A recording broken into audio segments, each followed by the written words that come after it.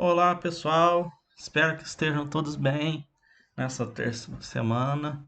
Espero que tudo esteja correndo bem em suas casas. Essa semana, então, nós vamos começar nossos estudos da segunda semana do PET 4, né? É, Esperando, pedindo a Deus que logo passe tudo isso e logo a gente possa novamente se encontrar na escola, voltar à nossa vida normal e tudo mais, né? Então, pessoal, essa semana nós vamos falar da questão das minorias étnicas e refugiados, né? É, a questão da falta de empatia e o preconceito, tá? Então, quando nós falamos de minorias étnicas ou de refugiados, minorias étnicas são aqueles grupos de pessoas que têm uma cultura própria, tradições próprias, e como a gente falou, minoria, se apresentam como uma parte menor da sociedade, né? Infelizmente. Então, pessoal, a noção de etnia. Primeiro a gente tem que entender o que é etnia, a relação disso com a questão racial, não a relação disso com a questão da raça e tudo mais, né? Então, etnia é conceituada como o sentimento de pertencer a determinado grupo com o qual o indivíduo partilha a mesma língua, tradições e território, tá? Então, aquele grupo de pessoas que tem uma mesma língua, uma mesma tradição e território específico, né? Ou às vezes não, tá? Uma etnia pode não ter um território, a gente vai falar sobre isso, tá?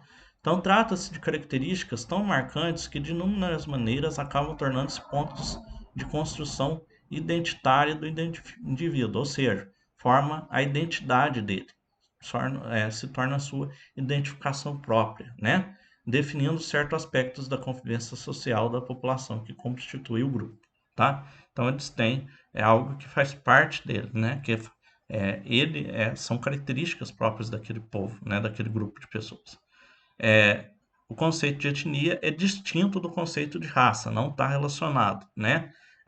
Ainda que seja frequentemente relacionado, raça está ligada à concepção de biológica, tá? Então, a raça negra, raça branca, a raça é, os asiáticos, a, e por aí vai, né? Os pardos e tudo mais.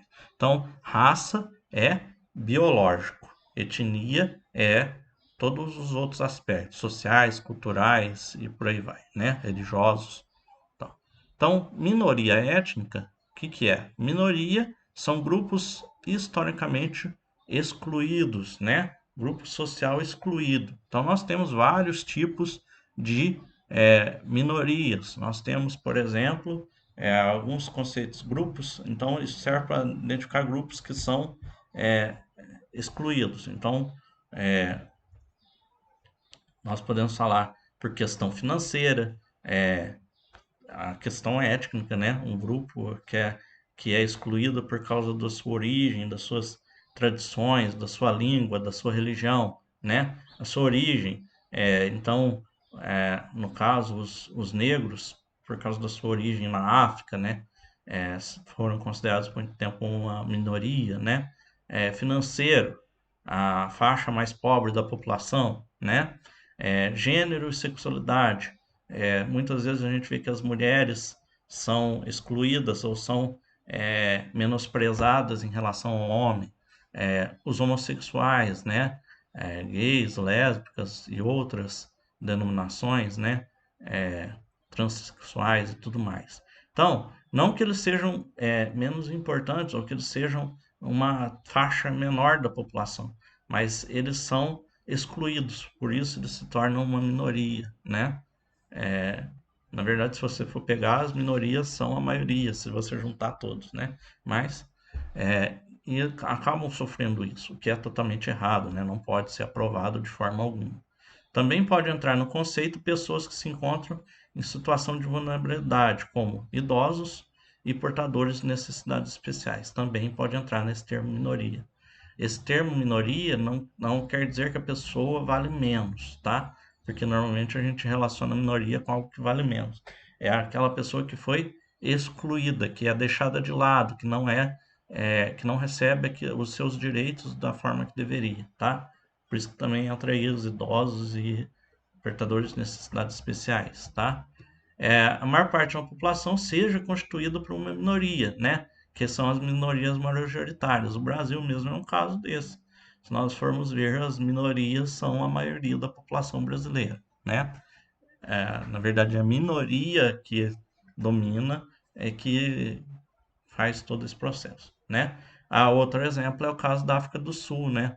Durante o regime do apartheid, a maioria da população era negra e era subjugada pelos brancos. Então, na verdade, a minoria era a maioria, né? Aqueles que eram subjugados, que eram excluídos, eram a maioria da população, né? Eles não podiam, eles eram segregados, não podiam frequentar locais públicos, escolas, morar nos mesmos bairros, né? E eram proibidos de votar. Então eles eram excluídos, por isso eles eram a minoria. Se você considerar por número, por quantidade, a minoria eram os brancos, né? Mas o senso de identidade que muitas pessoas adquirem ao fazer parte de um grupo étnico é importante por vários motivos, tanto os bons quanto os ruins. Então, ele pode usar isso tanto para o seu bem quanto para o mal também, tá? Identidades étnicas dão ao indivíduo um senso de pertencer a algo e o reconhecimento de importância da sua origem. Então, quando ele tem orgulho, ele se vê bem, mas ele não se aproveita disso, tá certo. Ele está usando da forma correta a sua identidade étnica. O termo orgulho étnico reflete o senso de autoestima que pessoas têm da sua etnia, né? Então, o lado negativo de pertencer a uma etnia é que pode gerar conflitos com membros de outra etnia. Então, o cara se acha melhor do que os outros porque ele é daquele grupo, daquele de pessoas, tá? Então, ele fala, não, meu grupo, minha raça, meu povo, ele é melhor, ele é superior, né? E a gente vê que isso muitas vezes acontece, né? Um exemplo claro disso é durante a Segunda Guerra Mundial, em que os nazistas, né, eles se consideravam superiores às outras etnias, às outras raças, né, e perseguiam aqueles que não eram do seu grupo, né, da sua etnia, né? E aí nós vamos ter a questão dos refugiados, tá, pessoal? Está muito relacionado, porque o refugiado é aquele que se vê obrigado a fugir de seu país por perseguição de qualquer natureza e temer por sua integridade física e a própria vida e dos seus familiares. Não, se a minoria étnica são aqueles que sofrem, que são excluídos devido à sua origem, devido à sua etnia, o refugiado muitas vezes é membro de uma minoria étnica, tá?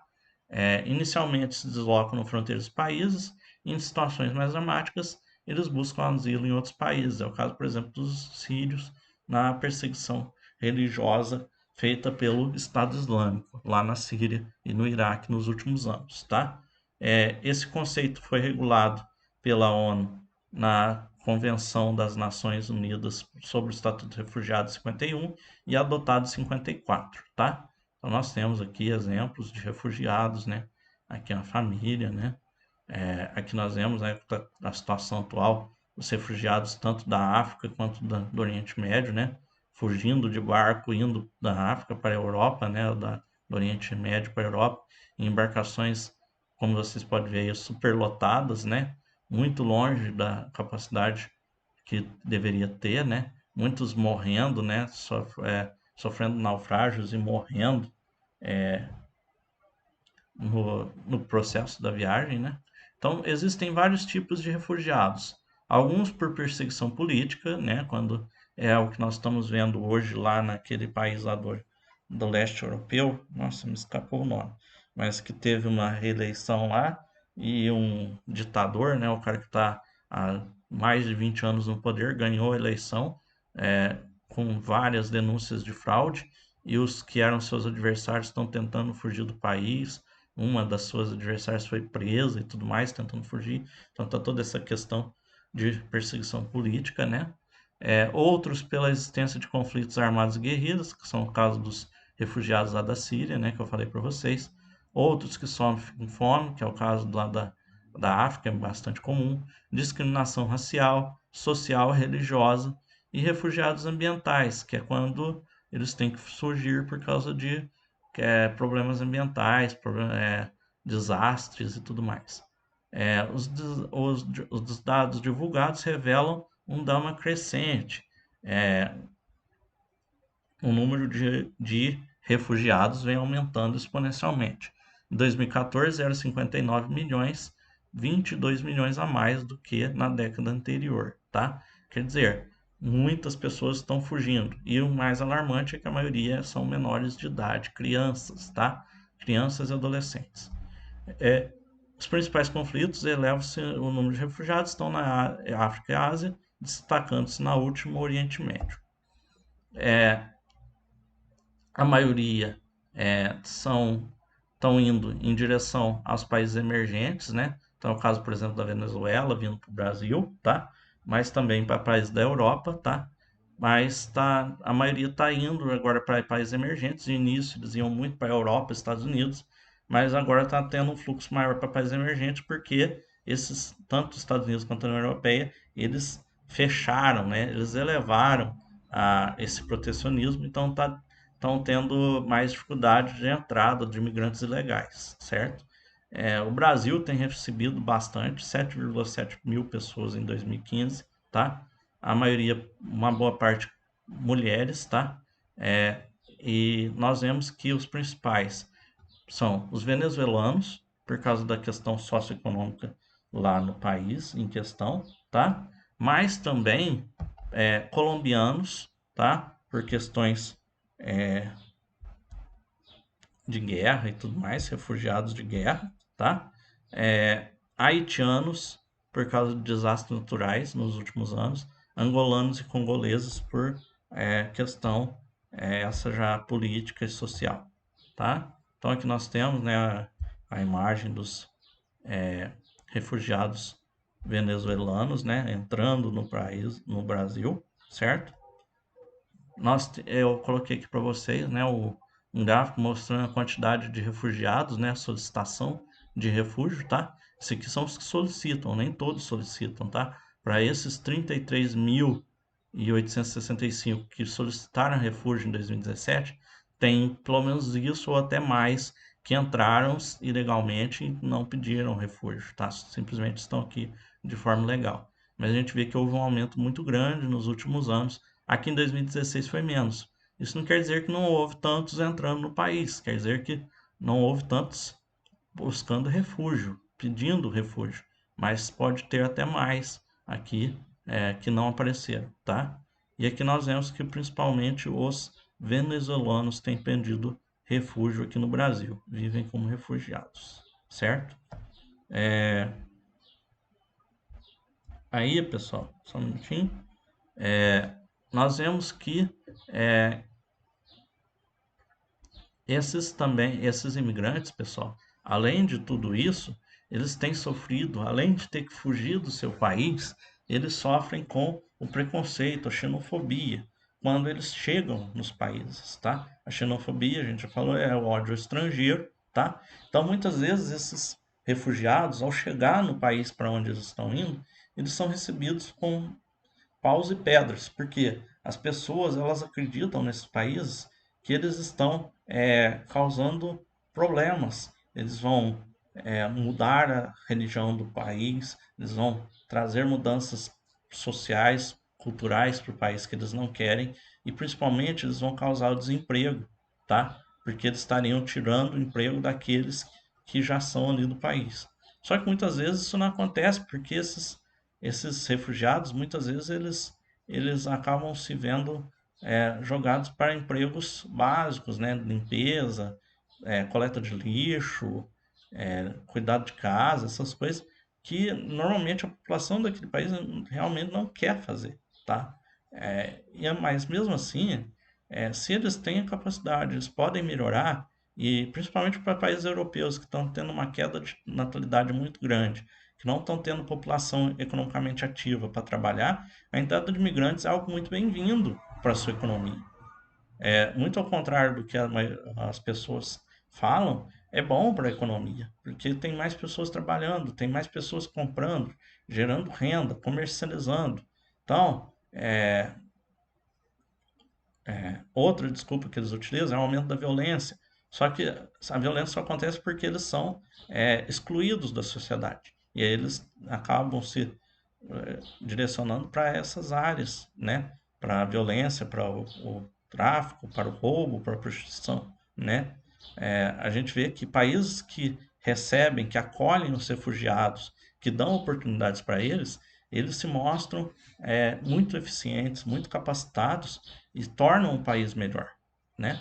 Então é algo que eles sofrem, mas que